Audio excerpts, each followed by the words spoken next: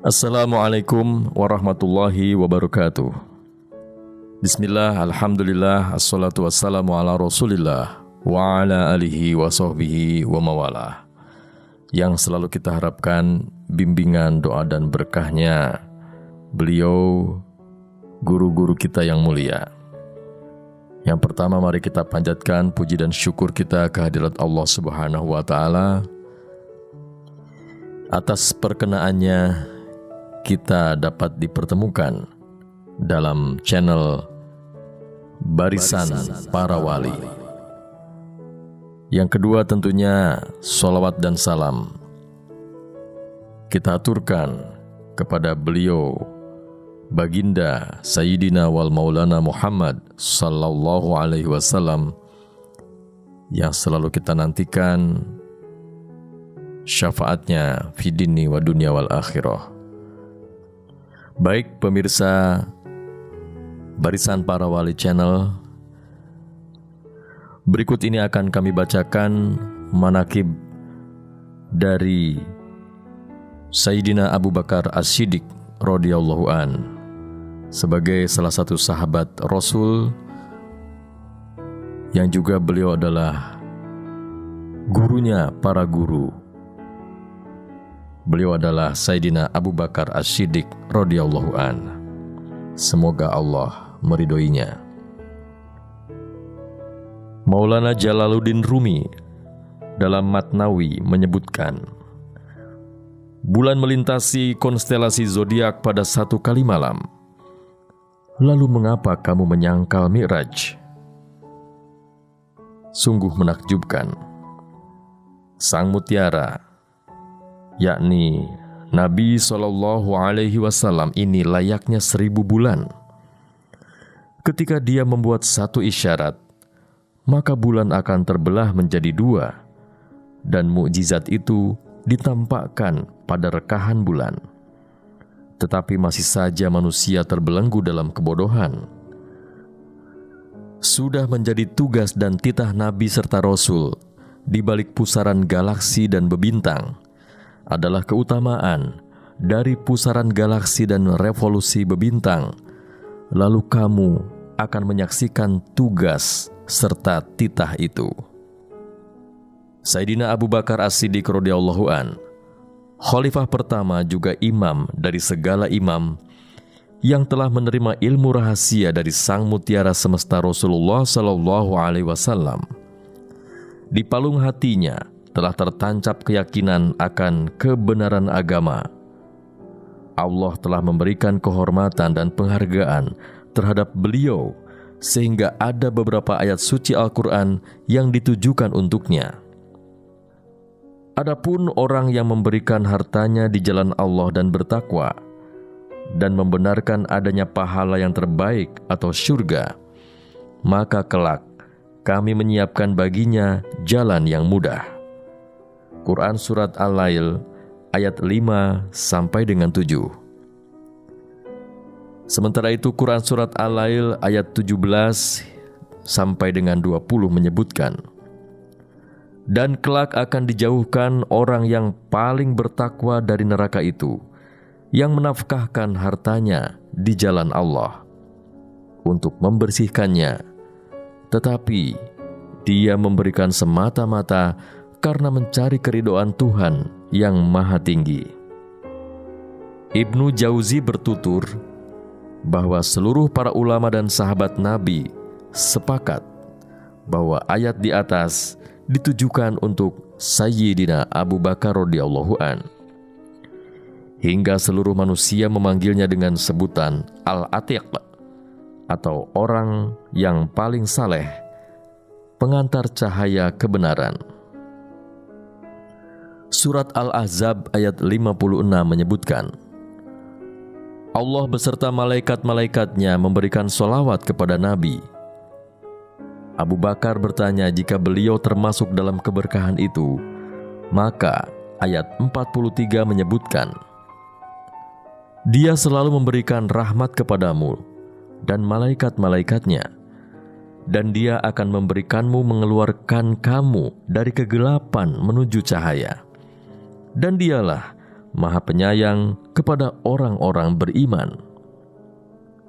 Ibnu Abi Hatim menjelaskan bahwa surat Ar-Rahman ayat 46 juga ditujukan untuk Sayyidina Abu Bakar As-Siddiq. A'udzubillahi minasyaitonirrajim.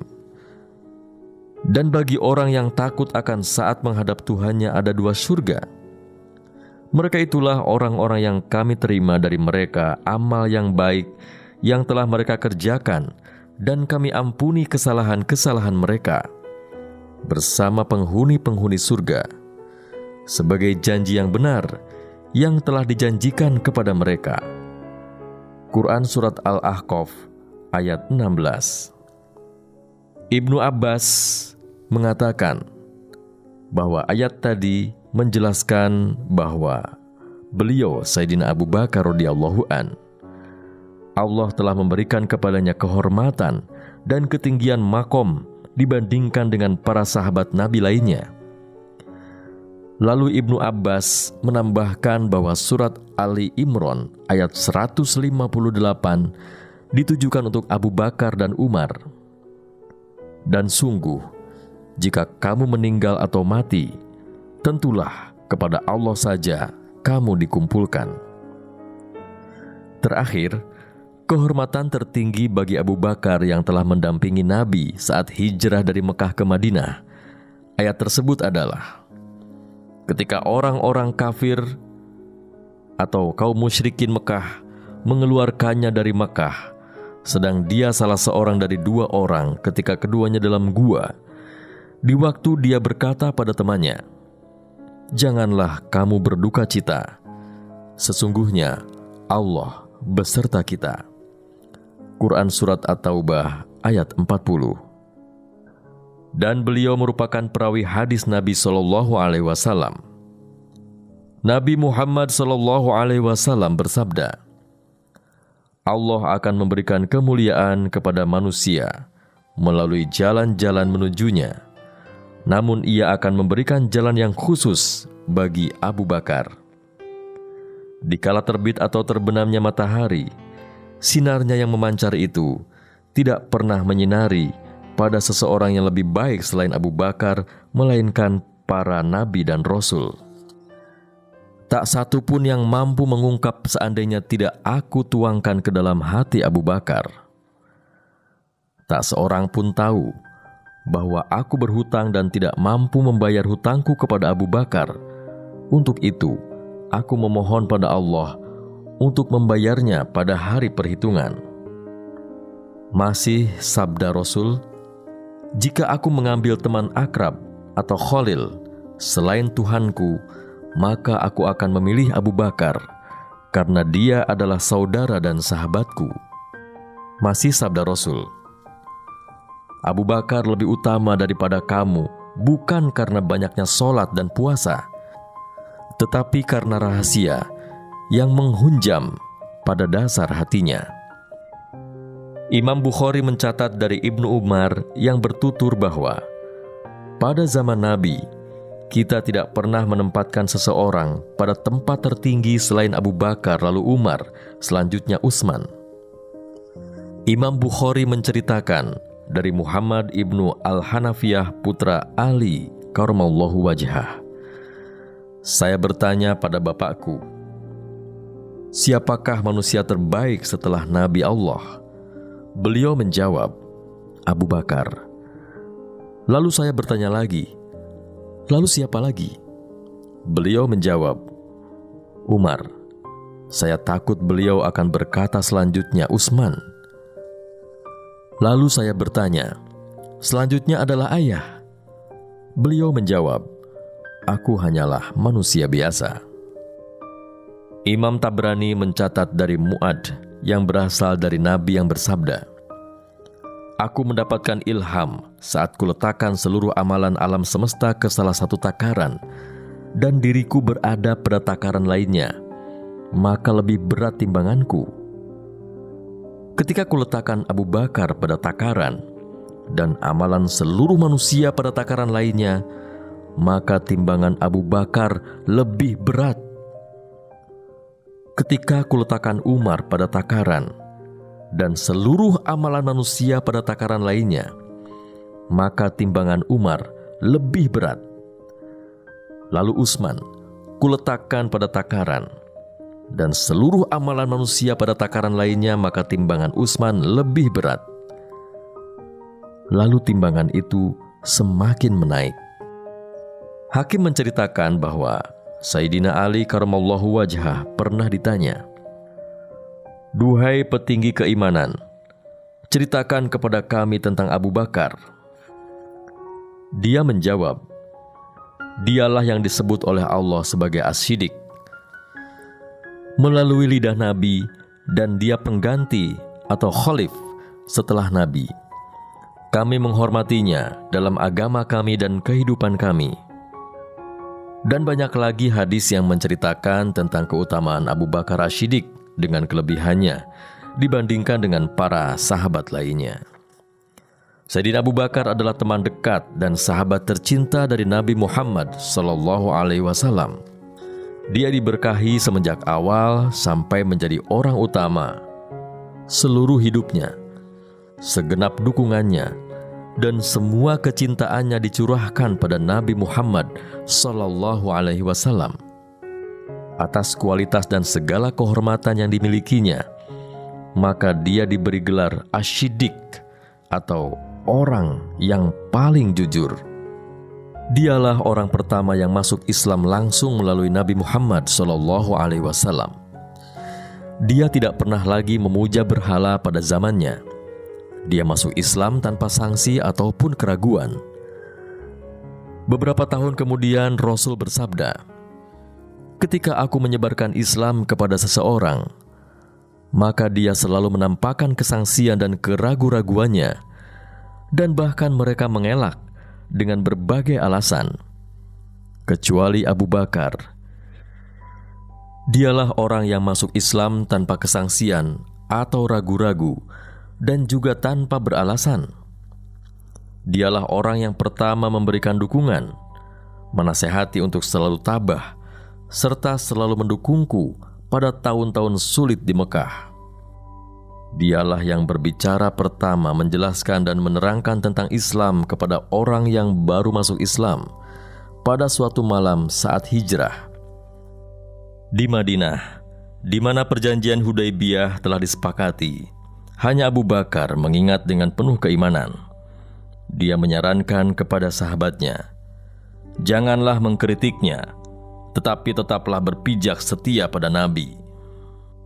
Dialah orang yang pertama memberikan bantuan materi ketika muslim yang lainnya masih berpikir panjang untuk mendukung keimanannya. Abu Bakarlah orang pertama yang telah memberikan segala yang dimilikinya. Dia pernah ditanya, "Apa yang kau tinggalkan untuk anak cucumu kelak?" Dia menjawab, "Allah dan Rasul." Sayyidina Umar radhiyallahu an berkomentar tentang hal ini.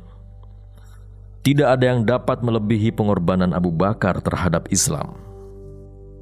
Dialah orang yang pertama yang baik hati, lagi pengasih saat dia beriman. Saudagar kaya raya, dia selalu melihat di sekelilingnya untuk menyantuni kaum lemah lagi papa. Dia membebaskan 7 budak sebelum meninggalkan Mekah, termasuk Bilal. Dia tidak hanya membeli dengan harga tinggi untuk membebaskan mereka, tetapi disuruh tinggal di rumahnya untuk mendidik mereka. Ketika Abu Bakar diangkat menjadi khalifah, dia berkata, "Tolonglah aku. Jika aku benar, maka tempatkanlah aku pada tempat yang benar. Jika aku salah, kelemahan kalian akan menjadi kuat di hadapanku. Jika Tuhan berkehendak, maka kebenaranku akan meluruskannya. Kekuatan kalian akan menjadi lemah di hadapanku. Ketaatanku seperti ketaatanku pada Allah dan Nabi-Nya. Ketika aku tidak taat kepadanya dan Nabi-Nya, maka jangan taati aku." Pada permulaan Islam, penafsiran mimpi merupakan bagian dari latihan spiritual. Itu hanya bisa dilakukan oleh hati yang bersih, dan pandangan batin akan mampu mengartikan mimpi. dan hanya dengan kejernihan hati serta pandangan batin yang tajam yang mampu menafsirkannya. Sayyidina Abu Bakar memiliki kemampuan untuk menerjemahkan mimpi. Bahkan, Nabi sendiri pernah menanyakan sendiri perihal mimpinya hanya pada Abu Bakar dalam mencari dan menerjemahkan arti dari mimpi yang dialami oleh Nabi. Sebelum Perang Uhud, Nabi Muhammad SAW bermimpi. Beliau bersama sekumpulan binatang dan sebagian dari mereka sudah disembelih. Pedang yang dipegangnya patah berkeping-keping. Sayyidina Abu Bakar menafsirkan, binatang yang disembelih merupakan kekalahan bagi kaum muslim, dan pedang menandakan salah satu sahabat Nabi akan wafat. Pada kenyataannya, kedua perkiraan tersebut terjadi pada Perang Uhud. Sayyidina Abu Bakar radhiyallahu an adalah seorang penyair sebelum menjadi muslim. Kemampuan menghafalnya sungguh luar biasa dan ingatannya sangat tajam ketika menghafal syair yang panjang yang mana menjadi kebanggaan orang-orang Arab. Sumbangsi beliau sangat besar bagi kaum muslim pada saat itu. Kemampuan menghafal dan membaca kitab Al-Quran dapat membuat orang-orang terharu, sehingga banyak dari mereka masuk Islam setelah mendengar dia membaca kitab. Kaum Quraisy melarang dia untuk membaca kitab di halaman belakang rumahnya untuk mencegah orang-orang untuk mendengarnya. Dalam daya ingatannya yang jernih, banyak hadis-hadis yang penting yang hingga kini sampai kepada kita. Di antara seberapa besar jumlah harta dari seorang muslim yang harus dibayar untuk zakat. Dari beberapa ribu hadis, hanya 142 yang sampai pada Abu Bakar. Sayyidatina Aisyah radhiyallahu anha menceritakan bahwa ayahnya pernah menyimpan 500 hadis yang sudah dibukukan. Namun suatu hari beliau memusnahkannya. Pengetahuan itu sengaja disembunyikan oleh Abu Bakar untuk dijadikan ilmu rahasia langit atau ilmu laduni, ilmunya para orang-orang suci. Pengetahuan ini hanya dapat disampaikan dari hati ke hati. Dengan ketenangan dan harismanya, dia orang pertama yang tampil di medan peperangan. Dia mendukung dan membantu Nabi Muhammad SAW dengan pedang dan strateginya dalam berbagai misi yang diemban oleh Nabi. Saat orang-orang lari ketakutan, dia tetap selalu bersama Nabi yang dicintainya. Pada suatu ketika, Sayyidina Ali karramallahu wajhah pernah ditanya oleh para sahabatnya tentang siapa yang patut dikenang sebagai seorang pemberani. Mereka menetapkan Ali karramallahu wajhah sebagai seorang pemberani. Namun sahabat Ali tersebut mengelak. Tidak, Abu Bakar adalah seorang pemberani. Suatu hari, ketika perang Badar, tak seorang pun berani menjadi pelindung ketika Rasulullah sedang sholat. Abu Bakar berdiri dengan pedangnya, dan tak satu pun musuh yang berani mendekatinya. Beliaulah yang pertama yang mendapatkan pengajaran untuk mengikuti Nabi sebagai khalif dan pemimpin kaum beriman. Beliau membangun Baitul Mal untuk menyantuni kaum miskin dan papa. Beliaulah orang yang pertama yang menghimpun Al-Quran yang kita kenal dengan mushaf. Beliau mendapatkan kehormatan untuk mendapatkan bimbingan spiritual dan menjadi orang pertama yang mendapatkan instruksi dalam metode menggurat kalimat suci La ilaha illallah sebagai pembersih jiwa dengan berzikir, dan itu masih tetap tergurat atau diamalkan oleh Thariqah Naqsyabandi hingga kini. Meskipun Allah telah memberikan kehormatan kepada Sayyidina Abu Bakar untuk membuat dia tersibak seluruh jalan keluar, Allah membantu atas kelurusannya dan ketabahannya ketika beliau memilih tetap berdua dengan nabinya. Ketika Abu Bakar, sahabat satu-satunya Nabi yang hijrah dari penyiksaan di kota Mekah, mencari perlindungan di kota Madinah, sehingga dia tercatat dengan julukan, sedang dia salah seorang dari 2 orang ketika keduanya berada di dalam gua. Janganlah kamu bersedih, sesungguhnya Allah bersama kita, yang termaktub dalam Quran surat ke-9 ayat 40. Umar berkata, saya berharap seluruh perbuatan hidupku mencontoh apa yang telah dia perbuat di hari itu. Ibnu Abbas menceritakan suatu saat ketika Nabi sakit, beliau melingkari kepalanya dengan selendang, lalu duduk di atas mimbar dan bersabda, jika aku mengambil seseorang yang untuk dijadikan sahabat akrab atau khalil, saya akan memilih Abu Bakar, karena dialah sahabat bagiku dalam persahabatan Islami. Ketika Nabi memerintahkan, seluruh pintu di antara rumah yang berdekatan telah terbuka menuju masjid untuk Nabi menjadi tertutup, kecuali Abu Bakar. Dan pintu itu masih terbuka hingga hari ini. Keempat imam dan Syekh Naqsyabandi mengartikan hadis ini, bahwa siapa saja yang ingin mendekatkan diri dengan Allah, maka bergurulah serta meneladani Abu Bakar, maka akan menemukan sendiri jalan menuju pintu yang terbuka menuju kehadirat Nabi Muhammad sallallahu alaihi wasallam. Allahumma anzili rahmah wal barakata alaina wa amidana bil asrori wa amdadiladaihi. Sayyidina Abu Bakar berkata, tiada perkataan yang terbaik jika tidak ada ridho dari Allah. Tiada keuntungan dari usaha jika itu tidak digunakan di jalan Allah. Dan tidak akan ada orang baik jika dia tidak menghapus kebodohan dengan kesabarannya. Dan jika seseorang menjadi tertarik terhadap pesona kerendahan dunia, Allah akan membenci dia selama dia masih menyimpan dalam hatinya. Kita mendapatkan kemurahan hati dalam ketakwaan, kekayaan dalam yakin atau keyakinan, dan kehormatan dalam kebersahajaan. Berhati-hatilah terhadap kesombongan, karena kamu akan kembali ke tanah, dan jasadmu akan menjadi makanan cacing-cacing. Jika kamu ingin termasuk orang yang diberkahi oleh Tuhan, berbuatlah baik terhadap umatnya. Suatu hari beliau memanggil Umar dan memberikan nasihat, hingga Umar menangis. Sayyidina Abu Bakar berkata kepada Sayyidina Umar, jika kamu selalu ingat akan nasihatku, maka kamu akan selamat. Dan nasihatku adalah, ingatlah selalu akan kematian, maka hidupmu akan lurus.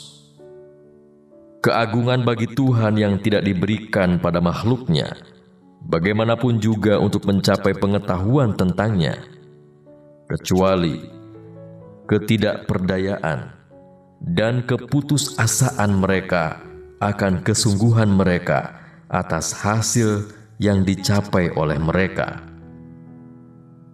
Sayyidina Abu Bakar radhiyallahu an kembali ke hadirat Allah pada hari Senin, hari yang sama wafatnya dengan Nabi Muhammad sallallahu alaihi wasallam, antara maghrib dan isya pada tanggal 22 Jumadil Akhir tahun 13 Hijriah. Semoga Allah memberikan berkah dan keselamatan baginya. Nabi Muhammad sallallahu alaihi wasallam pernah bersabda, Abu Bakar, kamu akan menjadi umatku yang pertama masuk surga. Ilmu kenabian yang sampai kepada Sayyidina Abu Bakar kemudian dilanjutkan kepada beliau, Syekhuna Salman Al-Farisi. Allahumma anzili rahmah wal barakata alaina wa amidana bil asrori wa amdadil adaihi.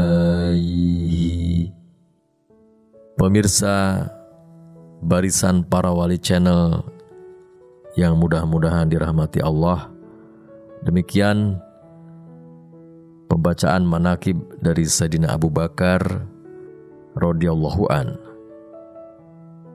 yang telah kami sampaikan. Semoga menambah pengetahuan dan berkah untuk kita semuanya. Demikian, sampai bertemu lagi di video berikutnya. Semoga kita semuanya selalu mendapatkan kemudahan. Mohon maaf jika ada kekurangan. Wassalamualaikum warahmatullahi wabarakatuh.